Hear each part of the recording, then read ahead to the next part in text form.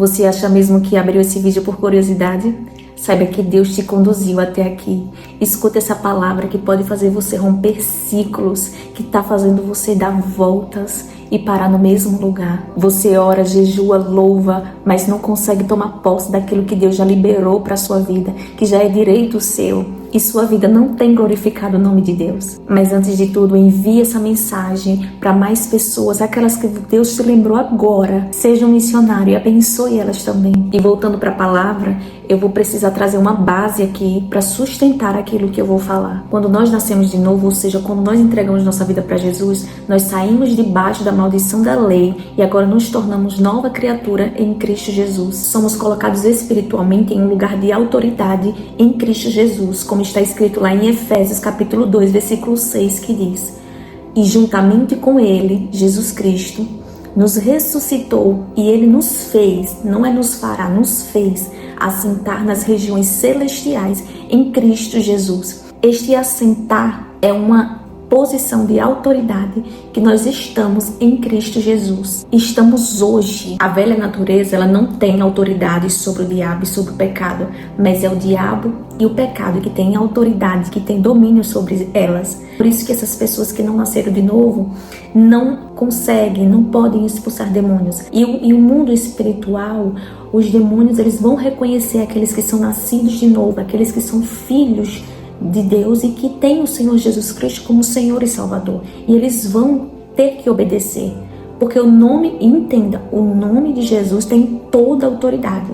Mas essa autoridade só pode ser exercida aqui na terra para aqueles que são nascidos de novo. É por isso que tem pessoas que não têm vida com Deus, não nasceram de novo e diz: está repreendido, sai em nome de Jesus. Mas não adianta, porque o reino espiritual reconhece quem é nascido de novo. E essa autoridade que Jesus nos devolve sobre o pecado e sobre o diabo é a autoridade que foi nos roubada lá no Jardim do Éden pelo primeiro Adão, que pecou ao desobedecer a voz do Senhor. E agora ele entrega àqueles que nasceram de novo para exercer essa autoridade aqui na terra. E assim nos tornaremos cabeça e não cauda, estaremos por cima e não por baixo.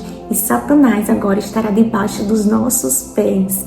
E nós teremos a autoridade para barrar, para cancelar as obras de Satanás aqui na terra.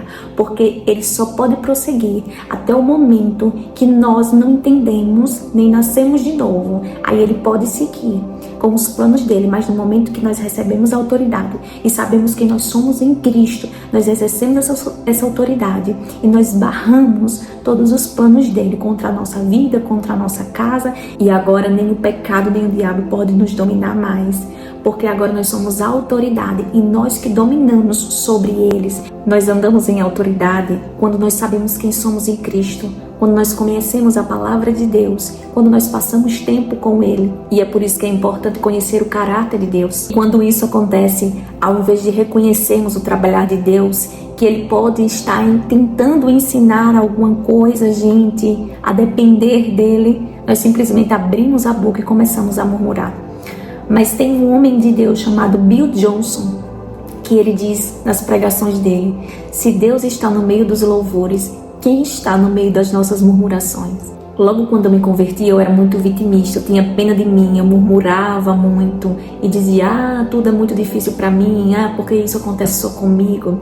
Até que uma vez eu estava assistindo uns vídeos aleatórios e caiu um vídeo de uma mulher chamada Joyce Meyer. E ela falou assim, que ela era muito murmuradora. E certo dia, enquanto ela estava reclamando, estava nessas crises, vitimistas, Deus falou assim para ela: Joyce, escolha, ou você é poderosa ou você é vitimista. As duas coisas ao mesmo tempo você não pode ser. E ela disse que depois daquele dia, depois daquilo que Deus falou para ela, ela tomou posse e ela começou a se alinhar e ela parou de reclamar.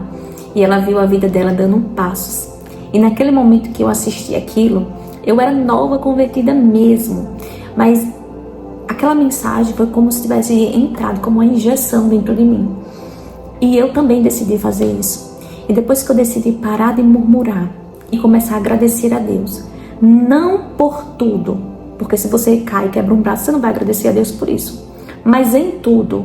E esse em é a diferença, porque em tudo é você entendendo que Não importa o que aconteça, não importa em que fase, em que processo você está, em tudo, dai graças a Deus, porque em tudo Ele pode pegar aquilo que era para ser maldição contra a sua vida e transformar em bênção. E eu comecei a agradecer em todas as coisas. E entrei num deserto e em todas as coisas eu entendia que os olhos do Senhor estavam sobre mim e que eu precisava começar a dar graças a Deus. E a todo momento eu dizia, não sei o porquê, mas eu sei que Deus vai fazer algo em meio a essa situação. E depois dessa revelação já era pro diabo. Agora tudo que acontecia comigo ocorria como uma criancinha para o pai. E eu falava a Deus tudo que estava acontecendo. E Deus pegava aquela situação e lidava com o próprio diabo. E o que era para me trazer vergonha, Deus me honrava, Deus me tirava por cima daquilo. Eu lembro que no meio desse processo, era numa pandemia, e eu tinha comprado um violão. E eu não sabia tocar, eu ia aprender. Eu recebi uma ligação que um tio meu tinha sido assassinado. E naquele momento, naquele choque, eu estava com o violão na mão. E ao invés de eu reclamar, Deus, por quê? Por quê? Eu simplesmente comecei a tocar aquele violão e a chorar, e a engrandecer o nome do Senhor naquele momento.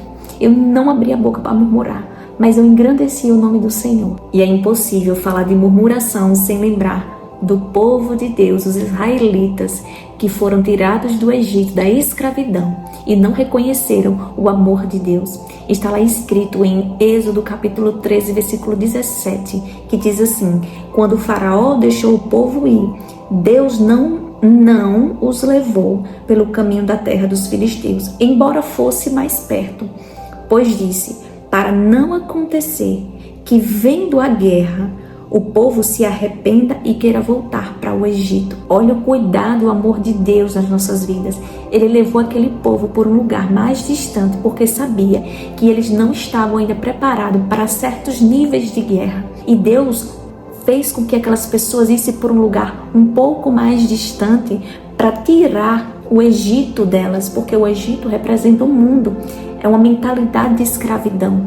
E o deserto, ele ensina a depender de Deus, para que nós abandonemos nossa mentalidade de escravidão e renovamos a nossa mente em Deus. E pelo fato deles não reconhecerem a bondade de Deus em meio a tudo isso, eles começaram a murmurar. E a murmuração deles foi tão grande que chegou a irar o coração de Deus, ao ponto de Deus querer destruir todo aquele povo. Só vamos tomar posse daquilo que é nosso quando nós tivermos a mentalidade de filhos, de príncipes de Deus e não de escravos. E só é possível que isso aconteça quando renovamos a nossa mente pela palavra de Deus. Lá no livro de Números, no capítulo 14, versículo 2 ao 3, diz assim: todos os filhos de Israel murmuravam contra Moisés e contra Arão. Moisés e Arão eram o porta-voz de Deus. Então, quando eles reclamaram contra esses homens, eles estavam reclamando contra o próprio Deus. E diz, toda a congregação lhes disse, quem dera tivéssemos morrido na terra do Egito, ou quem dera que tivéssemos morrido neste deserto. Porque o Senhor nos traz a esta terra para cairmos à espada e para que nossas mulheres e nossas crianças sejam presas? Não nos seria melhor voltarmos para o Egito? E a murmuração é um pecado tão sério diante de Deus, que é um sinal de descontentamento. E os israelitas, ao murmurar no deserto, ao desconfiar daquilo que Deus tinha falado já, os resultados dessas murmurações foi algo tão sério que eles foram proibidos de entrarem na terra prometida, de tomar posse do que era deles. Vamos sair do foco dos israelitas, do Antigo Testamento, e vamos agora para o dia de hoje, por meio dessa história que eu vou contar agora. Eu fazia uma escola bíblica e tinha um rapaz que ele morava na mesma avenida que eu. Eu morava mais à frente e passava por onde ele morava. E eu perguntei a ele, eu não tinha contato com ele, só mesmo de oi, mas nesse dia eu ofereci carona a ele. E quando eu fiz aquela pergunta, e aí, tá tudo bem? Eu não esperava o que eu ia ouvir. Eu achei que ele ia falar que com Jesus somos mais que vencedores, tá tudo bem. Mas não foi isso que eu escutei. Eu ouvi uma enxurrada de murmuração, que eu fiquei assustada. Eu não estava acreditando no que eu estava ouvindo. E enquanto eu estava dirigindo e ele falando, ele não dava nem tempo de eu falar nada. Nenhum Deus está no controle, nada. E eu pensei, agora eu entendo porque ele está assim. E se continuar, não vai mudar. Vai continuar dando voltas no deserto. Enquanto eu escutava ele, eu estava me entristecendo. Mas eu sabia que não era de mim, era o Espírito Santo que estava se entristecendo de ouvir aquelas incredulidades de uma pessoa que tinha acesso à palavra de Deus. Até os incrédulos teriam palavras mais positivas para falar. E eu achei de dizer a ele, olha, se você alinhar as suas palavras com a vontade de Deus para a sua vida, as coisas vão mudar. E ele disse, até agora nada mudou, eu criei, as pessoas estão casando, estão comprando carro, apartamento, e eu nada, eu criei esses anos todos e nada aconteceu. Só que isso não é fé, pode ser um pensamento positivo. Fé é você crer que você já tem aquilo que você ainda não vê, mas que você espera. Você age como se você já estivesse. Você não precisa de fé para crer quando você já tem algo. Você precisa de fé para crer que você já recebeu algo que você ainda não viu. Porque a fé fala e sem fé é impossível agradar a Deus. Talvez o exemplo desse jovem pode ser o seu. Ou você lembrou de alguém. Então envie essa mensagem. Seja um missionário. Lembre que a murmuração nos faz girar em ciclos, nos faz rodar e parar no mesmo lugar. Mas o louvor nos faz avançar para tomar posse daquilo que Jesus Cristo já conquistou na cruz do Calvário para nós. Se você ficou até o final dessa mensagem e percebe que você ainda não entregou a sua vida para Jesus e que você não entende o que é o novo nascimento e você também tenha acesso a essas bênçãos, a tudo que Jesus já conquistou na cruz do Calvário, não só a salvação, mas a autoridade no nome dele. Então eu quero que você repita comigo essa oração, com a sua voz e com o seu coração, não para mim, para Deus. Repita comigo. Deus Pai, reconheço que sou pecador